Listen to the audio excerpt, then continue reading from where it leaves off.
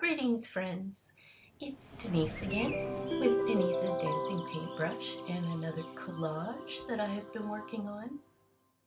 This one has taken me a couple of weeks. I call it the Daisy Pickers. It's these two little girls sitting on a road with bouquets of daisies in their hands and a little dog next to them. As always, I start with the background. And this one was so complicated. Well, I liked the little dog. I wouldn't take him out. And two girls. That shouldn't be too hard, but it's all those daisies. I had to put little orange centers in the middle of each one, and I wanted the dog's face to be really cute. So I worked a couple of weeks on this particular picture.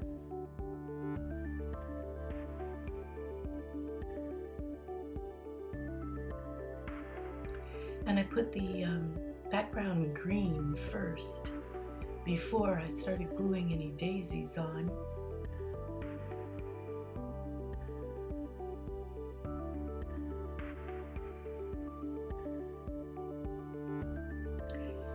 With this picture, I had to start with a photo reference that I got from PixPro, but I didn't think it was cute enough. So I added some things. I added the daisies in the background. I added the little dog. I enhanced the colors, brought up the brightness and contrast. And also I would have a photo reference that I thought was really charming.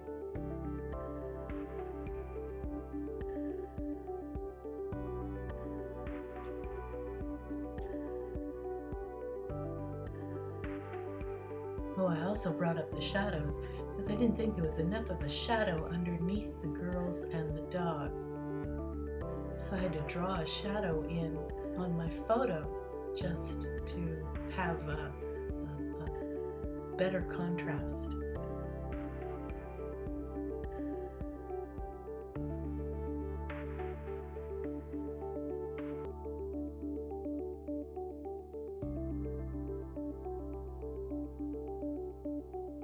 And I had to speed this one up quite a bit because there was so much footage. There was so much time spent on each and every element, the clothes, the daisies, the hair of the girls, and the skin tone. And you can see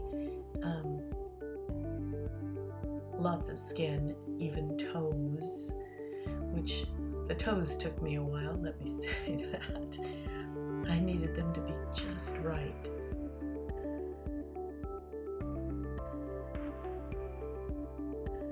You can't get away with fudging on toes and fingers. If they're not perfect, they look off. Even a non-artist can see something is off.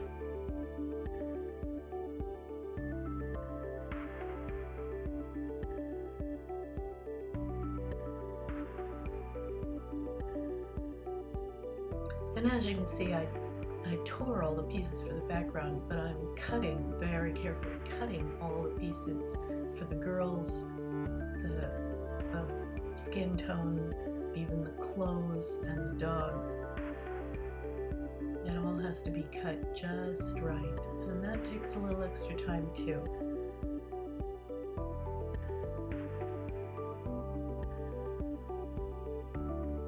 I found this striped piece in a magazine, an advertising bit, but the yellow stripes, I thought, oh yeah, that'll work. I changed the color of the girls' shirts, both of them.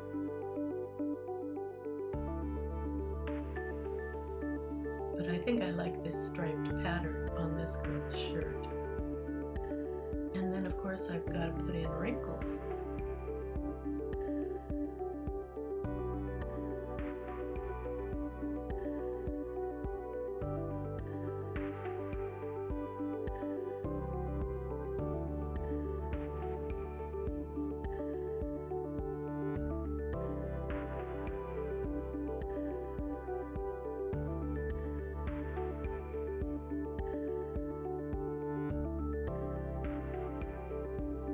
here's where we get into the tricky stuff, putting in the skin tones. You can see I'm even using orange pieces.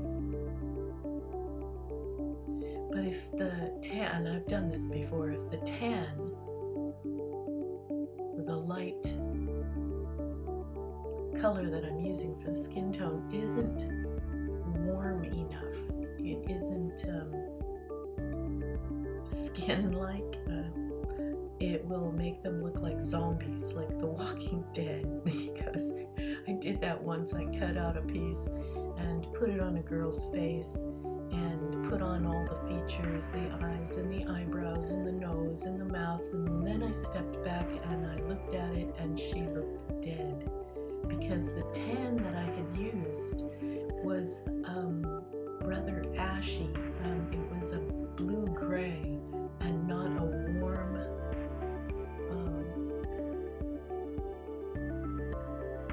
orangey tan. Makes all the difference in the world, let me tell you.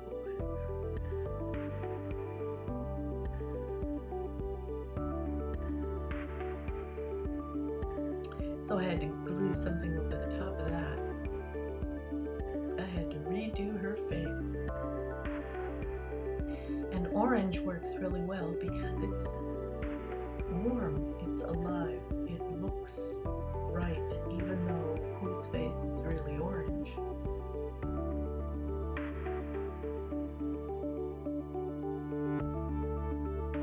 Have you ever taken your fingers up to the light in a window to look at the sunlight through the closed fingers?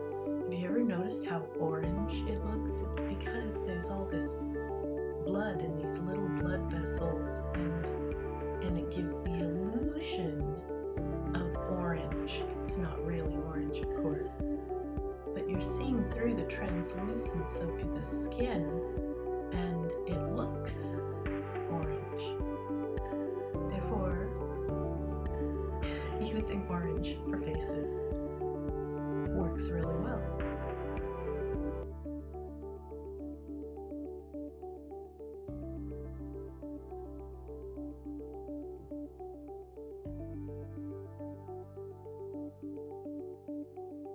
Especially in the shadows, I find.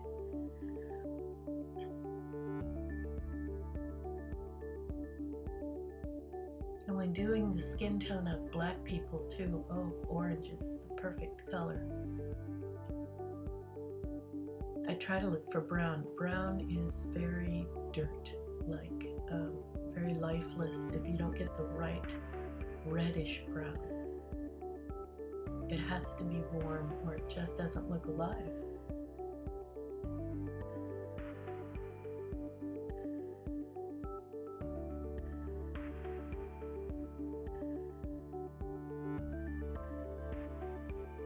You see the fingers that I just did, I used rather a yellowish color, and she looks like she has jaundice because it's too yellow. It needs to be warmer. So I'm going to put some white on top, highlights on those fingers in a minute to offset all that yellow.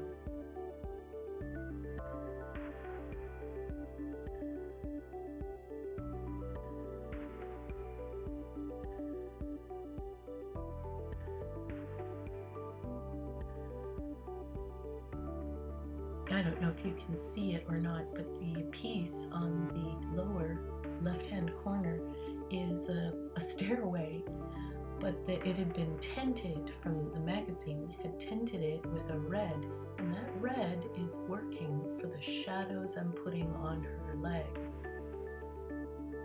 I even used it for the shadow underneath her hair,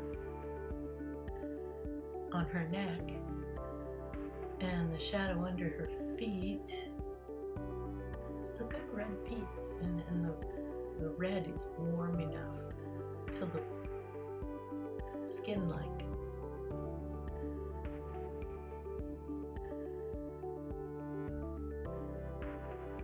Now putting the daisies there in her hand is covering up a lot of the fingers, but still that yellow is going to bother me until I fix it. One of the things that I do once I fix or finish one of these collages is just hang it up on the wall, tack it up very loosely so that I can really stand back and stare at it for a while and get the overall picture and see if there's anything that really needs to be changed. And often there is.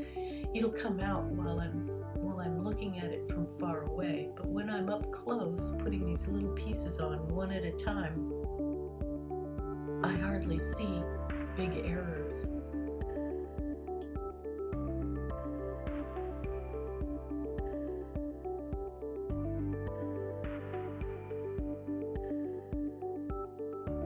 The hair is fun, but it has to be put on like one strand at a time. If you create or you treat hair as if it's just one big blob, it'll look flat.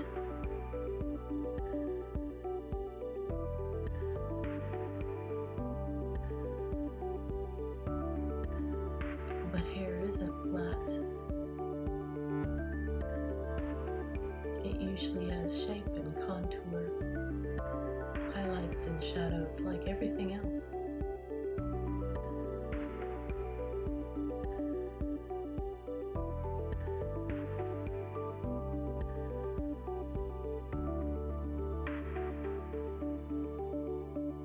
Now, as you can see, this hair is going to take a while. I spent a couple of days just on the hair on both of the girls.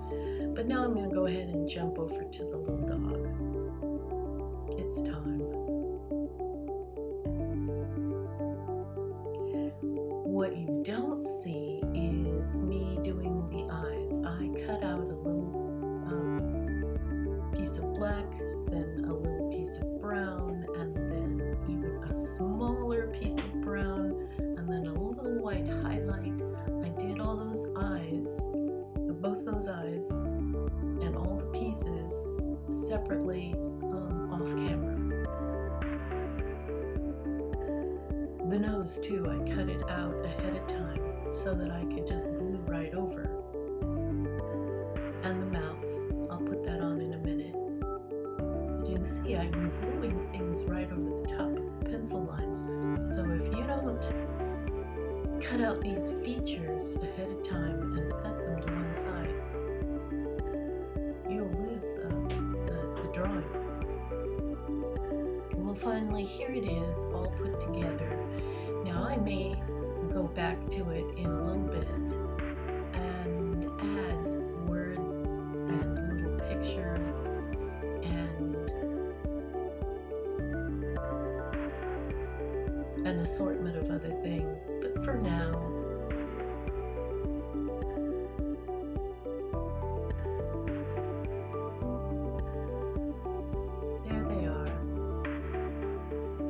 you see all the daisies had to have little pieces in the center. And not every single one. I skipped a few, of course. I had to use a lighter color of orange to make them look further back. I like the way the dog turned out, though. I think that really works.